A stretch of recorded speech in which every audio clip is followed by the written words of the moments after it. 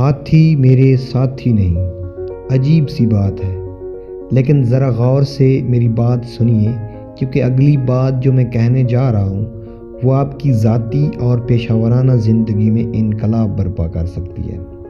India کے ایک صوبے میں ہاتھیوں کو بھاری وزن اٹھانے کے لیے استعمال کیا جاتا تھا، لیکن لوگوں کے لیے اکثر یہ بات پریشانی کا باعث بنتی تھی کہ ہاتھیوں کو کیسے کنٹرول کیا جائے، ہاتھیوں کی اندھی طاقت کو کیسے قابو کیا جائے۔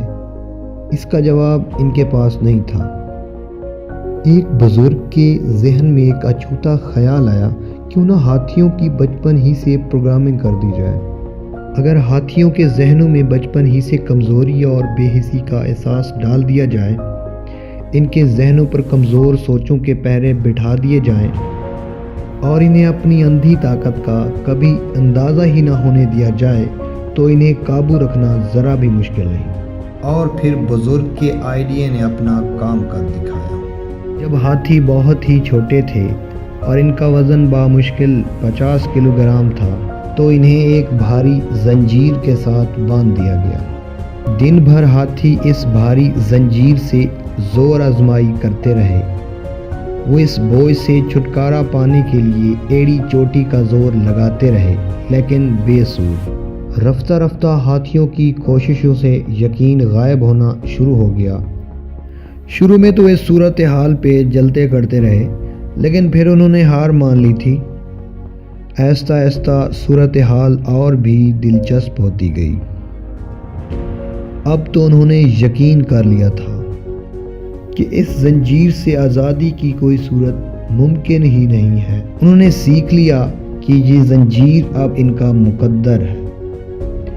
اپنی بے بسی پر ان کا پختہ یقین رفتہ رفتہ ان کی ساری طاقت کو نچوڑتا رہا۔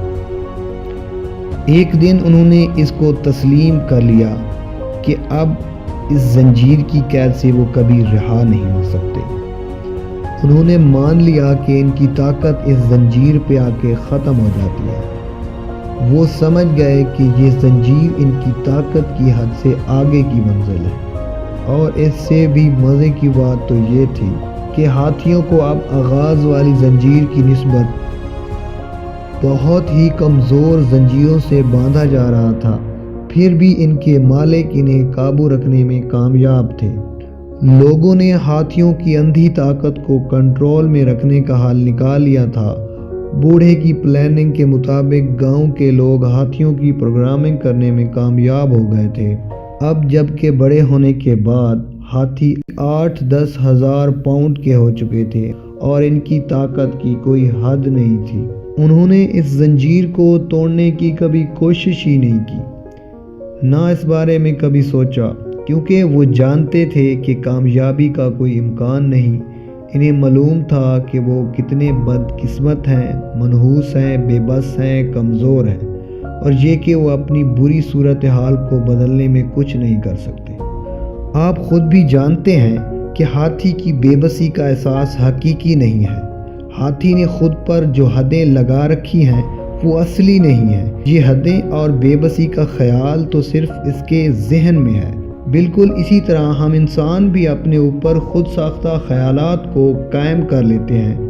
ہم کھلے عام اپنے ماسٹروں کو اجازت دے دیتے ہیں کہ وہ جیسے چاہیں ہماری پروگرامنگ کریں، اور پھر ہم اپنی پروگرامنگ کی وجہ سے جلدی جان جاتے ہیں کہ ہماری صلاحیت ناکافی ہے، ہماری ذہانت واجبی ہے، ہماری تخلیق سوچ فارغ ہے، ہماری شکل و صورت کسی کام کی نہیں، اس لیے ہماری اڑان اونچی ہو ہی نہیں سکتی، ہم کبھی حالات کی ستم ظرفیوں سے آزاد ہو ہی نہیں سکتے۔